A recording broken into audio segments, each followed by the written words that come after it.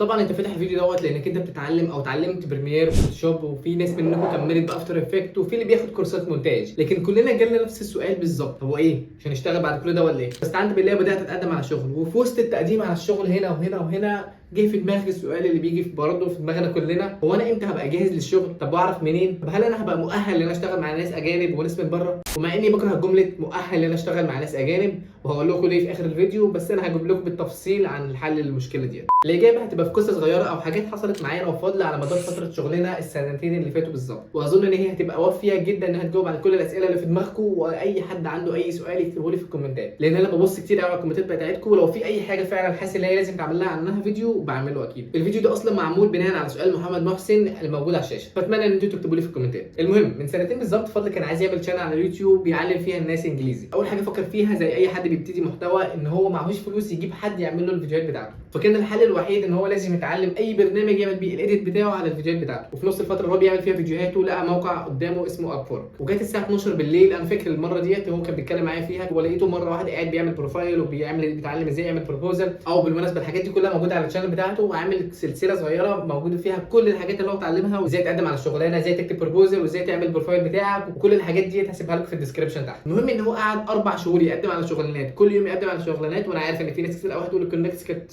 قليله مثلا وان هي بتخلص بسرعه. هعمل لكم زي فكره كده صغيره ازاي نجيب بيها كونكتس اكتر، ايه الحل للشغل اما الكونكتات بتاعتك تخلص. المهم ان هو قعد 4 شهور يقدم على شغلانات، والحمد لله ربنا كرمه بعميل كان اسمه تقريبا رايان من استراليا. الفكره اللي انا سالت فضل من كام يوم على الموضوع بتاع اول شغلانه خدها، عشان اجيب لكم معلومات دقيقه بالظبط عن عمل ايه في الفيديو دوت، كان رده ان هو ما كانش يعرف اي حاجه عن الشغلانه بتاعت العميل، ولا هو اخره كان يعرفه ان العميل بيتكلم عن ايه. العميل كان بيتكلم عن السفر والحاجات ديت، واللي هو بيعرض شويه منتجات في الحاجات اللي هو بيستخدمها وهو مسافر. كل اللي عمله هو دخل على اليوتيوب وكتب ترافلنج فلوجز، وكتب الحاجات كي ووردز كده صغيره من الديسكربشن بتاع العميل عشان يعرف هو الفيديوهات اللي بتتعمل شبهه بتتعمل ازاي، وايه الافكار اللي فيها. بعد يجمع افكاره ويكتبها في ورقه ويحاول يشوف ايه الطريقه اللي يحسن بيها الفيديوهات بتاعت العميل، مع ان العميل كانش لسه اصلا نزل اي فيديوهات، بس هو قال ايه اكتبها في ورقه بحيث ان انا لما اتكلم مع العميل يحس حتى على الاقل انا فاهم انا بعمل ايه. ودخل الانترفيو والعميل طمن له الحمد لله، وبدانا اول فيديو، والفيديو كان زي الخرا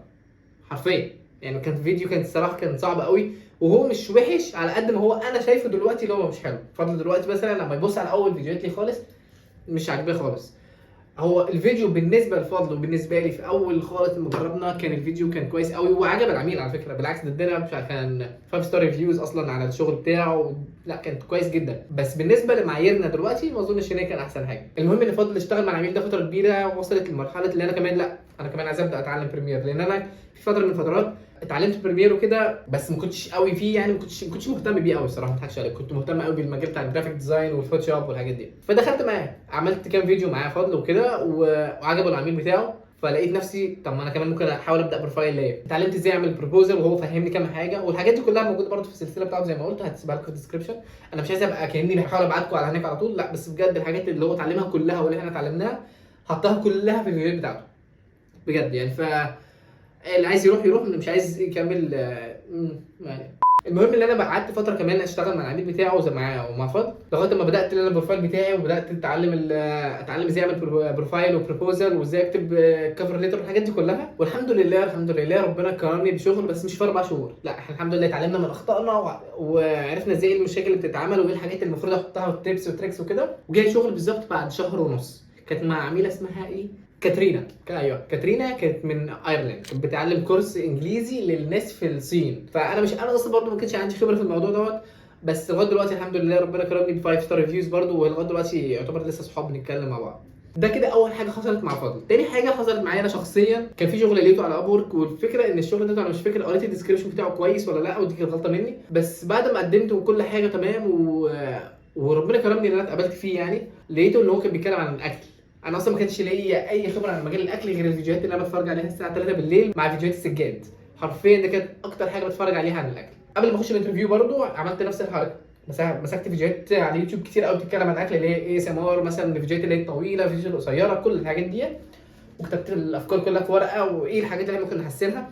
وحظي ان العميله دي اصلا كانت ليها شانل على الانستجرام وليها قناه كبيره قوي على اليوتيوب، فعرفت ايه المشاكل بالظبط اللي كانت واقفه عندها، وايه في فيديوهات اخدت بالي منها ان هي كانت الفيوز بتاعتها قليله، وعرفت ايه الطريقه اللي احنا ممكن نحسنها بيها، واخدت منها تيست وعرفت ايه المشاكل اللي كانت بتقف معاها بالظبط في الحتت ديت، وعجبها جدا الفيديو اللي انا عملته.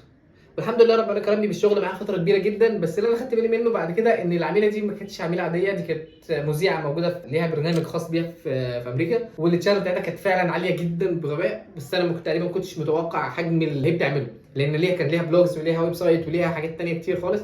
كانت اهتمامها بالتشانل دي جه في الاخر شويه، وبعد فتره كبيره شويه لقينا كنا بنتكلم انا وهي في حاجه، فاخدت بالي بعد كده لما كنا بنتكلم في الشغل الطريقه اللي انا قدمت بيها وكده، طلع اللي كان فيه اكتر من 1500 واحد مقدم على الشغلانه. وسبحان الله الحمد لله هو توفيق من ربنا، حرفيا توفيق من ربنا بحت. انا مش عارف ازاي اخدت الشغلانه اصلا، انا ما قريتش الديسكربشن بتاعها قوي، وفي نفس الوقت قدمت على الشغلانه. وفي ناس كتير قوي كانت بتقول لي، كان في ناس كتير بتاع 1500 مقدمين على انستجرام، وفي ناس مقدمين باعتين لي لينكات بتاعتهم على اليوتيوب، في الايميلات بتاعتهم باعتين ايميلات كتير، ونزلت شغل على ابورك. وفي ناس كتير برضه عارفين ان المنافسه تبقى على ابورك كبيره، وكمان لما يبقى العميل تقيل وجايبين المصاريف كتير وكده، ففي ناس كتير قوي بتبقى عايزه تقدم على حاجه شبه ديت. وقعدنا فتره كبيره في الشغل لغايه ما انا خدت بالي ان معظم الاكل بتاعها انا ما كنتش بركز في الحته دي، بس ما خدت بالي بعدين ان كان بيبقى فيها خمور، وفي حاجات بيبقى فيها لحم خنزير وحاجات كده. الصراحه يعني بكره الكلمه دي، فانا الصراحه استحرمتها وقلت لا، يعني كده حتى لو هم ناس مش من ديني ومش شايفين ان ده حرام، ما ينفعش انا ابقى بروج للحاجه دي. هي بتعمل وصفات اكل بيبقى حتى على المكرونه بتحط خمور وبتاع، فاللي هو لا، انا بالنسبه لي وقفت الموضوع. ودي نصيحه ليكم يا جماعه، ربنا والله مش هيسيبكم تسيبوا حاجه ابتغاء مرضات ربنا والدنيا تقف معاك. بالعكس انا سبت فايفر اصلا عشان اروح لابورك، وربنا كرمني جدا في ابورك. سبت عميل عشان هو كان يهودي، وبالتالي ربنا كرمني الحمد لله ب3 عملاء كمان غيره، وكلهم كانوا احسن منه بكتير. فالناس اللي شغاله على فايفر والناس اللي شغاله على مع اي عميل كذا، نصيحه والله العظيم ربنا مش هيسيبك لو انت سبت الشغل دوت عشان تنتقل لحاجه تانية حلال. دول كده قصتين حصلوا معايا انا وفاضل. تعالوا اقول لكم بقى الدروس المستفاده، واتمنى ان انتوا حتى تكونوا لقطتوا اي حاجه من الحاجات اللي انا بحاول ابينها لكم في القصتين دول. بس انا هقول لكم ايه الدروس المستفاده في نقط بالظبط. اول حاجه فيهم احنا هنجاوب على السؤال الازلي اللي احنا بنساله على طول: امتى هبقى جاهز؟ الاجابه هي انت جاهز ومش جاهز في نفس الوقت. انا كعزيز مثلا اشتغلت في فيديوهات فتنس، سفر، اكل، لايف فلوجز، داي ماي لايف، اشتغلت مع جنسيات كتير، بس خدت بالي من حاجه: انا مش جاهز ان انا اعمل فيلم. انت فاهم قصدي؟ فهمت الفكره فين؟ انت كل واحد في مرحله معينه بيبقى جاهز ان هو يخش المرحله ديت، وفي ناس شغاله ان هي جاهزه للمرحله دي. انت ممكن تبقى في الاول خالص جاهز انك تعمل فيديوهات اللي هي بتاعت الانستجرام والريلز، بس مش جاهز انك تمسك فيديو يوتيوب كامل. جاهز انك انت تمسك فيديو يوتيوب كامل، بس مش جاهز انك تعمل اعلانات. فهمت الفكره فين؟ الفكره ان انت اول ما تتعلم البيزكس بتاعت بريمير وفوتوشوب. فوتوشوب لازم يا جماعه مع بريمير، خدوا بالكم الحته ديت، الاثنين دول مع بعض. افتر افكت ممكن تجيبه بعدين، انا جبت افتر افكت بعديها بسنه. بعد ما تتعلم البرنامجين دول لازم تاخد بالك ان انت بقيت جاهز انك انت تبدا اي فيديو. لازم تسلح نفسك بقى بحاجات. اول حاجه وانت بتقدم على اي شغلانه، حاول تعمل فيديوهات عنها. ازاي؟ مثلا نتكلم عن الفيديوهات اللي هي شبه اليكس رموزي والحاجات ديت. انت ممكن تخش على اليوتيوب وتجيب الفيديوهات الطويله منهم وتحط تقطعها وتخليها ريلز وتيك توكس وتحطها على الانستجرام بتاعك. وهجيب لكم لينك برده لناس بتعمل كده وتقول لكم ازاي عملنا الايديت والحاجات دي برده بتجيب عملاء كتير قوي من الموضوع دوت. وكانك انت برده في نفس الوقت بتبني بروفايل ليك. فحته انت جاهز ولا مش جاهز دي، انت جاهز دلوقتي. انت طول عمرك هتبقى جاهز طول ما انت اتعلمت البيزكس. بس خش. انا ما كنتش هعرف اعمل اي حاجه خالص لو انا ما كنتش قدمت على الشغلانه ودوست بيها، يعني دخلت فيها. خش فيها ومالكش دعوه. اهم حاجه بس تتقي الله وتفضل تتعلم حتى وانت الشغلانه شغال فيها. افضل اتعلم. تقريبا كان في بوست لاحمد الفضالي، تقريبا من اكتر الناس اللي انا بحترمها جدا في موضوع الفريلانسنج، كان بيتكلم فيه ان هو لو ما كانش اخد خطوه السفر، مع انه كان لسه صغير شويه، كان 2010 حاجه كده، ما كانش لسه عمل اي حاجه من الحاجات دي. كان في ناس كتير قوي بتقول له انت لسه مش جاهز، لسه مش جاهز. بس هو فعلا عنده حق في الحته دي. انت طول ما انت ما دخلتش الحاجه، ما فيش حاجه اسمها انا مش جاهز طول ما انت ما دخلتش. ما انا لسه ما جربتش اصلي. يبقى ما بتعرفش. مش انت لما اجرب اطلع بعرف. المهم عشان ما احرجش كتير في النقطه دي، ابدا قدم على شغل من دلوقتي. طول ما انت اتعلمت البيزكس مش لازم تبدا تتعلم من كل حاجه في بريمير. انا لغايه دلوقتي لسه بتعلم حاجات في بريمير. يا جماعه لو في حد عايز يتعلم فيكم الفيديوهات بالظبط بتشتغل ازاي وازاي نعمل فيديوهات، يعني هديك لسته صغيره كده تخليك يعني واثق من نفسك اكتر في حته اللي انت جاهز تتعلم ولا لا. لان المجال بتاعنا مش عباره عن السكيلز بتاعت انا بعرف اعمل ايديت، لا، انا بعمل الحاجه دي ليه. يعني انا مثلا لما احط صوره هنا او احط صوره هنا، انا بحطها ليه؟ انا بجيب نفسي يمين او شمال بعد ليه، ما بقربش وليه ببعد ليه في حاجات كتير قوي بتتعمل. فانا هجيب لكم حاجات مثلا انت لازم تركزوا فيها. اول حاجه لو انت داخل اي مجال لازم تبقى عارف ال 12 كاتس بتوع الفيديوهات. تقريبا في فيديو هحط لكم برده، بصوا يا جماعه الديسكربشن هيبقى مليان لينكات هتفيدكم جدا. فتخش بص، مش لازم تبص عليها كلها، بص على الحاجات اللي هتفيدك. الفيديو بيقول لك ايه هم ال 12 كاتس دول، هيفرقوا معايا جدا. وانا شغال مع واحد اسمه جوردن مورينو في فيديوهات الاكل بتاعته، وفرقوا معايا جدا، ومع العميله ديت وانا شغال معاها. تاني حاجه لازم تتعلمها: ليه كل حاجه بتتعمل. يعني انا ليه بعمل زوم ان، ليه بعمل زوم اوت، تاثير الساوند افكتس على الفيديوهات، ازاي تعمل فيديو كامل مكون من ساوند افكتس بس، لان في حاجات كتير قوي هتاخد بالك ان لو شلت ساوند افكتس الفيديو ملوش لازمه، الفيديو عادي خالص. لازم تاخد بالك من الكاتس بالذات، انا بعيد عليها تاني لان في فيديوهات كتير قوي زي الدوكيومنتريز مثلا لما تجيب واحد بيضرب حد بحاجه بعد كده يجيبوها قطع بالظبط وهو الحاجه بتتضرب عليه. فهمت قصدي؟ دي من الحاجات اللي انت لازم تتعلمها بعد ما تتعلم البيزكس بتاعت بريمير وفوتوشوب. تاني حاجه اتعلمتها بعد القصتين دول كلهم ان انت اي حد هتتعامل معاه في الشغل لازم تحضر للانترفيو قبليها. يعني ايه؟ يعني مثلا العميله اللي انا بدات اشتغل معاها كانت اسمها سكايلر. اول حاجه عملتها خالص اللي انا دخلت على فيديوهات الاكل بتاعت اي اس ام ار مثلا على تيك توك واليوتيوب والانستجرام، بدات اشوف كذا حاجه. مثلا اولا خدت بالي ان هما بيحطوا الاكل وهي خلصانه في الاول، بعد كده يبداوا الاكله تاني عشان يخلوا الناس تبقى عايزه ايه تشوف تتعمل الاكله دي ازاي، لان اكتر حاجه الناس بتركز فيها هي الصوره. تاني حاجه خالص خدت بالي منها امتى بتقطع. يعني هي بتقطع على حسب لو هي حاطه اغنيه مثلا بتقطع عليها، ولا هي بتقطع على حسب الماتش كات برضه. يعني مثلا سكينه بتقطع ويجيبوها تك تك تك تك ورا بعض. في ناس كده بتمشي بالمبدا ده، وفي ناس تمشي على حسب الاغنيه، بتقطع على حسب الاغنيه، وده انا نفسي الصراحه ما بحبوش، بحب النظام التاني الاي اس ام ار. تالت حاجه خدت بالي منها مثلا في فيديوهات الاكل، هل بيحطوا الوصفه صغيره مثلا اللي هو ثلاث معالق مثلا دقيق، ولا هما بيكتبوا الوصفه كلها، وهل ايه نوع العميل دوت في فيديوهاته القديمه كان بيحب يمشي بأنهي نظام. تمام. ممكن برضو تجرب في التيست بتاعه وتديله كذا فيرجن منه، اللي هو تقول له الوصفه بالشكل دوت تديله بالشكل دوت وهو يجرب. العميل بالذات بيحب جدا حته ان هو يبقى عنده اوبشنز. انا حتى لو مفيش اوبشنز بعمل اوبشنز لان هو بيحس ان هو ديت ولا دي ولا ديت، ودي حاجه بتخلي العميل يثق اكتر ان انت هتبقى هتعلي القيمه، يعني اللي هو بياخد قيمه مقابل الفلوس اللي بيديها لك. تالت حاجه اتعلمتها وهي ان اول فيديو ليك بيبقى دايما مش حلو لسببين. اول حاجه خالص انت لسه ما تعرفش الستايل بتاع العميل ماشي ازاي، انت بتعمل حاجه والعميل بيبقى في دماغه حاجه ثانيه خالص، فبالتالي انك انت اول فيديو هتعمله هيبقى دايما مش عاجبك لان ولا عاجب العميل، ودوت بتبقى حاجه عاديه خالص. بتقول له الموضوع دوت عادي في الاول ان انت لسه الستايل بتاعك مش عارفينه والستايل بتاعنا لسه مش عارف، انت مش عارفه، بتحاول تبنوا على هنا وبعدين الموضوع بيمشي. بس اهم حاجه لازم تتعلم هو عايز ايه بالظبط وتحاول تطبقه اول باول اول باول عشان بعد كده ربنا يكرمك والدنيا تمشي كويس.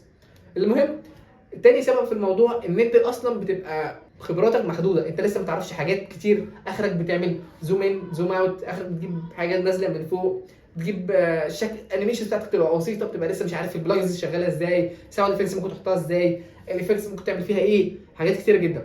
ده انت بتاخد بالك منه في اول فيديو خالص عملته، اما تعدي عليه مثلا نقول 6 شهور 7 شهور سنه مثلا، لو انت شخص بيتعلم باستمرار على طول تاخد بالك ان اول فيديو دايما اسوأ فيديو. رابع واخر حاجه اتعلمتها، وفي حاجه يا جماعه هقولها لكم بعدين بس ركزوا في ما تمشيش عشان انا قلت اخر حاجه. اخر حاجه خدت بالي منها وهي ان زي ما انت حاسس ان انت في فئات كتير قوي في فريلانسرز اعلى منك، ابورك في ميزه ان العملاء كمان نفسهم بيبقى عندهم عباره عن ليفلات، عميل صارف كتير، عميل الهاي ريت بتاعه عالي، وفي فيديو انا شرحت فيه الهاي ريت اصلا في نص الفيديو. في عملاء كتير جدا بتبقى برضه متقسمه لفئات. ده هقول لك ازاي ده بيخليه عندك انت فرصه انك انت تاخد شغل اكتر. ازاي؟ لو انت لسه مبتدئ وما عندكش حاجه قوي في البروفايل بتاعك، بس زي ما قلت لازم برضه تظبط البروفايل بتاعك وتكتب فيه الحاجات اللي انت بتعرف تعملها، وتشوف الناس العاليه ازاي بيكتبوا البروفايل بتاعهم وبيقسموه ازاي تطبقه على البروفايل بتاعك. بس هقول لك ازاي. يعني عامه انت مثلا اهو الفريلانسر اللي هو انت وهو العميل، انت ما بتيجي تخش انت ما عندكش سابقه اعمال، ما عندكش بورتفوليو، ما عندكش اي حاجه. العميل لما بيخش على ابورك بيبقى نفس الكلام. اولا مفيش ريتنج ليه، مفيش اي ريتنج ليه، مفيش فلوس صرفها، البيمنت بتاعته يا بتبقى فيرفايد يا لا. في حاجات كتير قوي بيبقى العميل اصلا قلقان. اولا انا كمثلا مش بعتبر نفسي عالي، انا بعتبر نفسي بقالي فتره كبيره على ابورك، مش هريسك مع العميل ده، مش هريسك مع عميل لسه ما خدش اي ريتنج ولا دفع اي حاجه ولا اي حاجه خالص. جربت اكيد هجرب معاه لو انا في الاول وهو عارف ده، هو بيبقى نفسه ياخد مثلا فريلانسر عالي، بس في نفس الوقت هو اصلا لسه المستوى بتاعه ما يعرفش يجيب الفريلانسر دوت. الفريلانسر برده مش هيخاطر ان هو ياخد فيدباك وحش. فهمت قصدي؟ فهو هيجرب مين؟ هيجرب الشخص اللي هو برده لسه بادئ، فانتوا الاثنين اكنكم بتدوا بعض فرصه. اهم حاجه بس وانت بتدي العميل ده فرصه، اولا ما يكونش، قلت لك هنا ما يكونش الريت بتاعه قليل، قلت لك ما عندوش ريت ماشي ممكن نجرب، لازم تكون البيمنت فيرفايد بتاعته، ولازم تكون الريت بتاعه مش موجود مش مشكله، بس ما يكونش واخد ريت قليل، ده معناه ان هو عميل فعلا متعب وهيتعبك معاه. واهم حاجه في اول مره ان انت تاخد فيدباك كويس. معلش انا عارف في عملاء بيبقوا حرفيا متعبين جدا وتعديلات، انا في عميل وصل معايا تعديلاته 37 تعديل لغايه ما وصلنا تقريبا احنا عملنا دايره كامله وصلنا لنفس التعديل اللي انا الحاجات اللي كنت عاملها. فالموضوع ما تاخدوش على صدرك قوي، هو يعتبر واحد من الناحيه الثانيه من الشاشه عايز شغله يخلص وعايز اهم حاجه خد منه الفيدباك كويسه وبعد كده ربنا يسهل ركز في الفلوس. مش مهم تركز في الفلوس الاول، بس ركز بعدين في الفلوس. وما اقول لك ما تركزش في الفلوس مش قصدي ان انت تبخس بثمنك الارض. افتكر سمعه المصريين على ابور كويسه جدا. احنا مش زي الهنود، مهما حد يضحك عليك ويقول لك احنا سمعتنا بره مش كويسه، لا على ابور يا جماعه وفايفر ولا المواقع دي بعيد عن فايفر سمعتنا كويسه جدا. انا حرفيا في عميل كان اسمه جيرون اشتغل معايا عشان تقريبا اللي انا مصري، فدي حاجه كويسه جدا. اولا حافظوا على سمعتنا، تمام؟ انت كانك ماسك امانه، حافظ عليها، تمام؟ الجنيه اللي بيروح النهارده العميل مثلا مش كويس هيجي منه مليون و1000 و2000 واكتر بكتير خالص بعدين. بس اهم حاجه ركز ان انت تدي شغل كويس وتقل مع العملاء، تمام؟